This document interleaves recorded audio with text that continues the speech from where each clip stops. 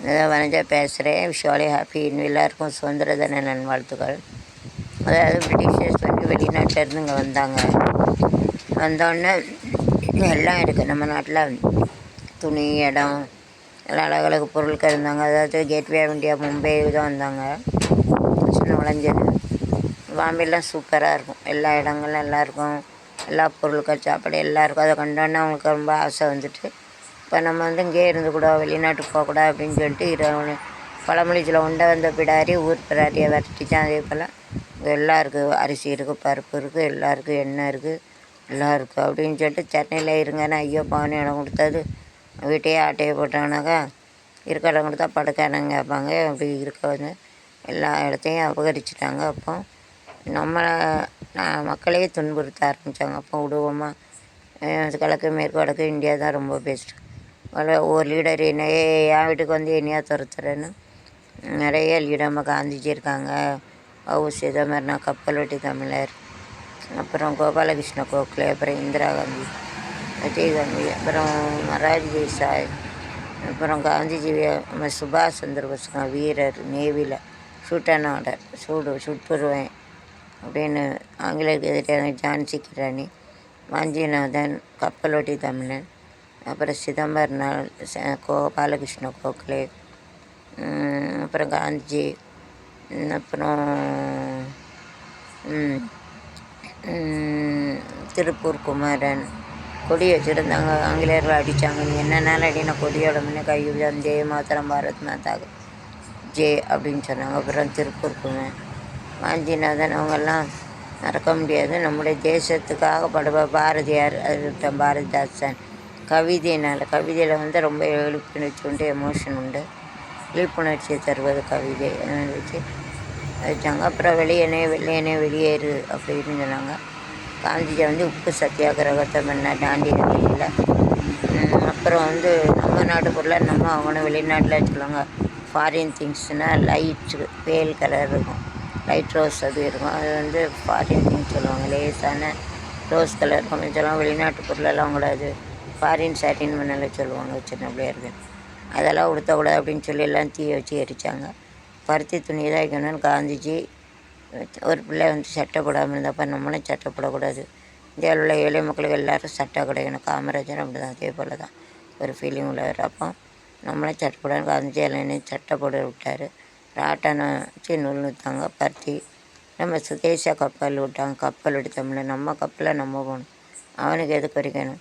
அப்படி கட்டப்போ மாமனா மச்சானா மானம் கட்டவன், உனக்கு ஏன்டா வரிகை நாங்கள் கொடுக்கணும்? வரி கட்டது இப்போ சொல்லுதாங்களா, அமெரிக்காவில் 50% கொடு, இந்தியாவில் 15% மோடி உங்களுக்கு கொடுங்க, 10% ஸ்டாலின் கொடுங்க, 25%, ஜெர்மனியில் 40%. கூட மாமனா மச்சானா வயலுக்கு இருந்தாயா களை பறிச்சால, அங்கே கொஞ்சம் குழாவு இருக்க மஞ்சள் அரிச்சு பண்ணி தான் மாமனை மச்சான் மானம் கட்டணும், உனக்கு எடுக்கணும் அப்படின்னு கேட்டாங்க. அப்படி கட்டமான தூக்கிலிட்டாங்க. அப்புறம்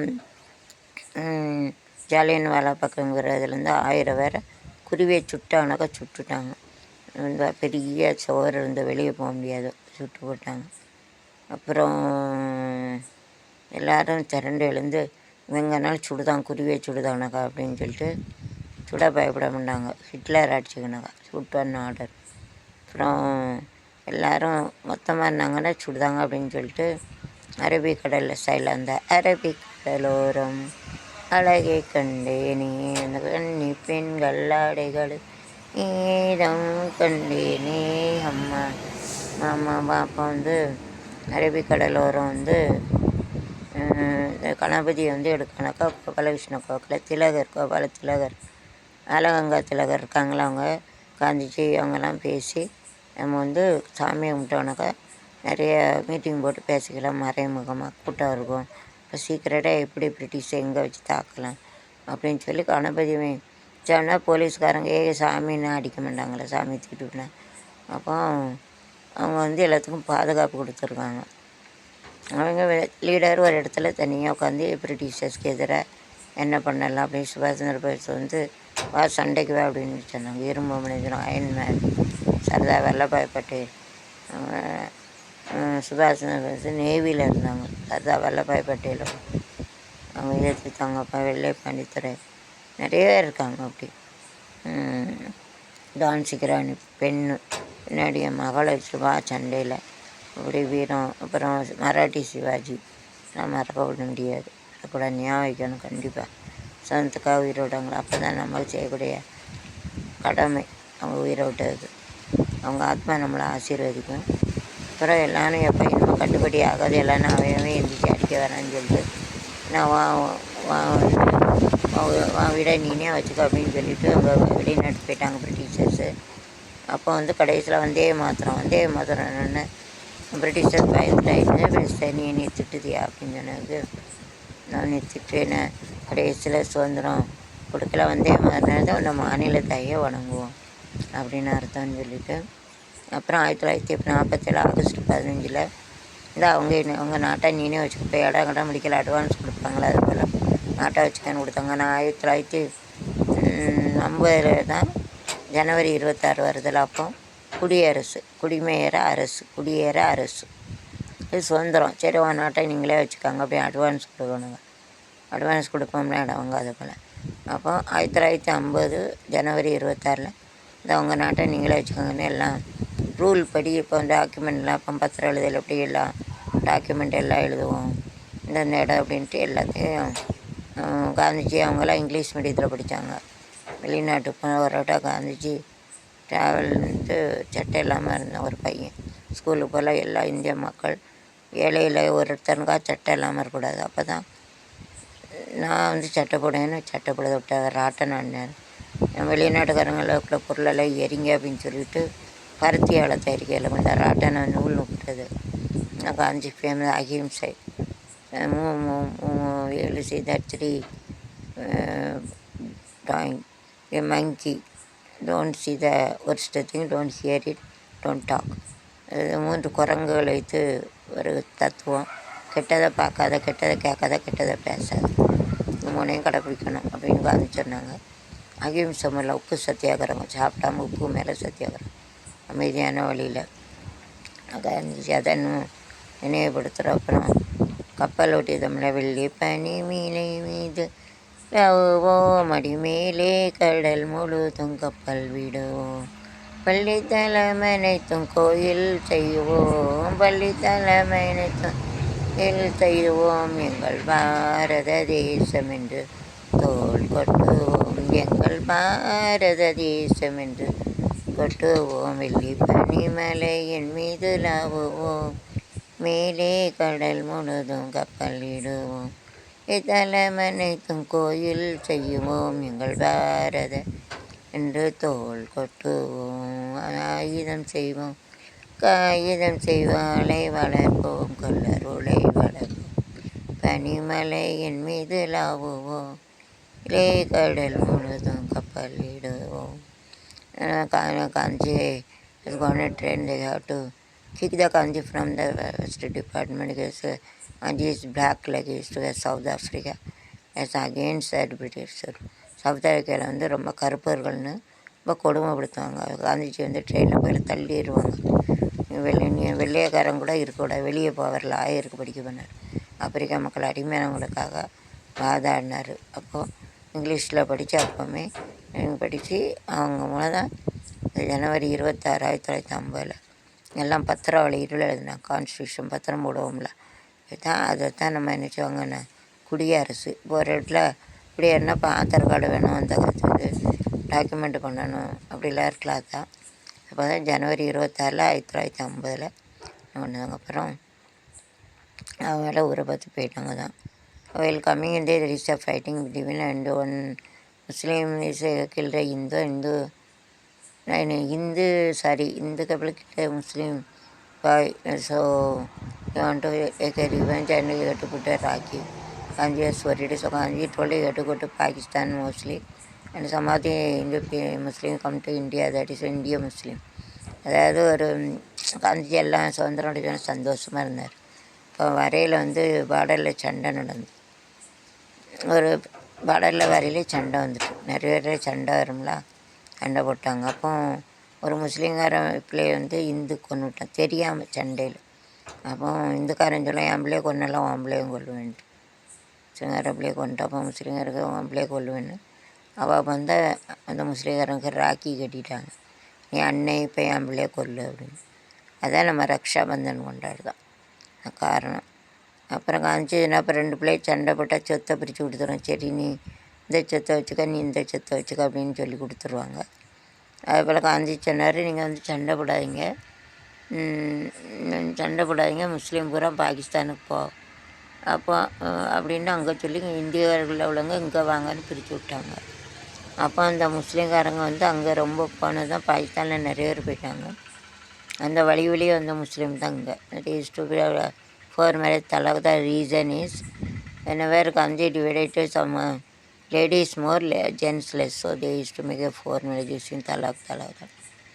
சண்டை முடிஞ்சோடனே வந்தோடனே அங்கே பாகிஸ்தானில் முஸ்லீம்காரங்க நிறைய போயிட்டாங்க. இந்தியாவில் 1-2 பேர் இருந்தாங்க. அப்போ பையன் ரொம்ப இருக்கும், பொண்ணு அங்கே ரொம்ப போயிட்டாங்க. பாகிஸ்தானில் பையன் பொண்ணு கிடச்சிட்டு கல்யாணம் முடிக்கிறது. இந்தியா நாட்டுக்கு வந்தோடனே என்ன ஆச்சுன்னா பெண்கள் நிறையா இருக்குது, ஆண்கள் குறையா இருக்குது.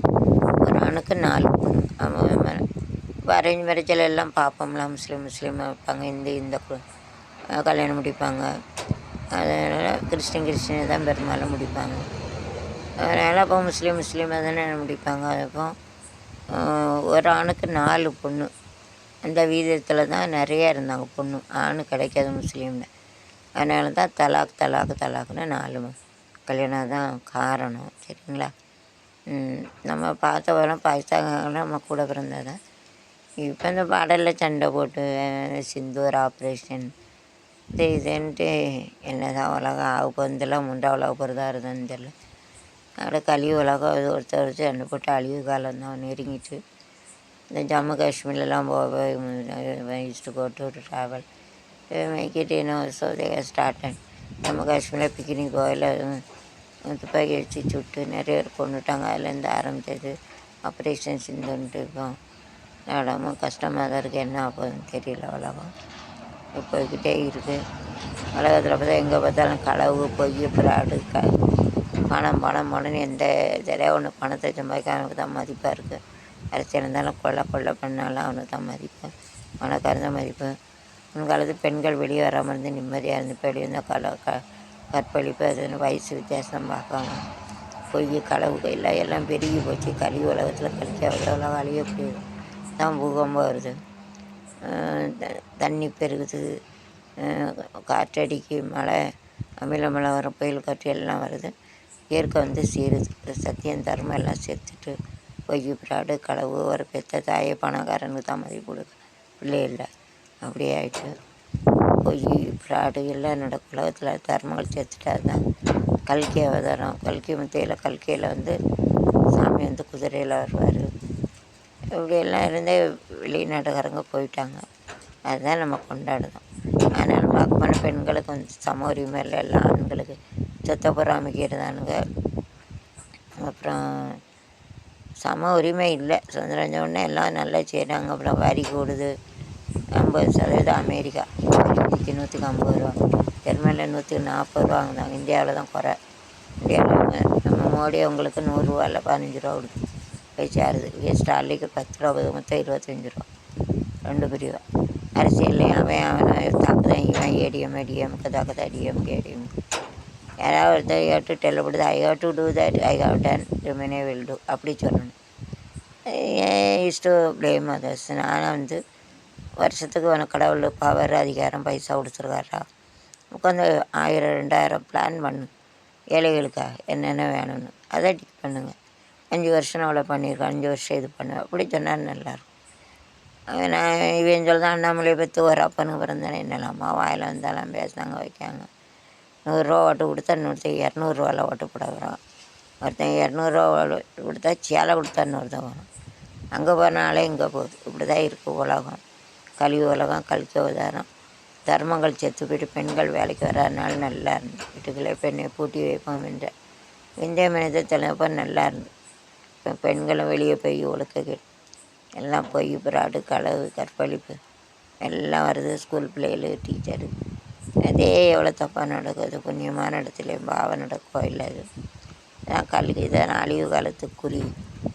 இது விஷ்ணு வந்து பூகம்பம், சுனாமி, புயல் காற்று, அமிலமழை, தீ எரிஞ்சு இதெல்லாம் அழிப்பார், ஒரு வாய்க்குள்ளே போகும். உலகம் அழிஞ்சு புது உலகம் ஒன்று அப்படி பேப்பரில் பாருங்கள், அது கொலை இது கொலை அந்த இது இதாக இருக்குது. நல்ல நியூஸே வந்து நல்ல நியூஸே கிடையாது. இதை பற்றி சொல்லியாச்சு. சரி இஞ்சி மிரட்டி நாளைக்கு வயசு தூக்கம்.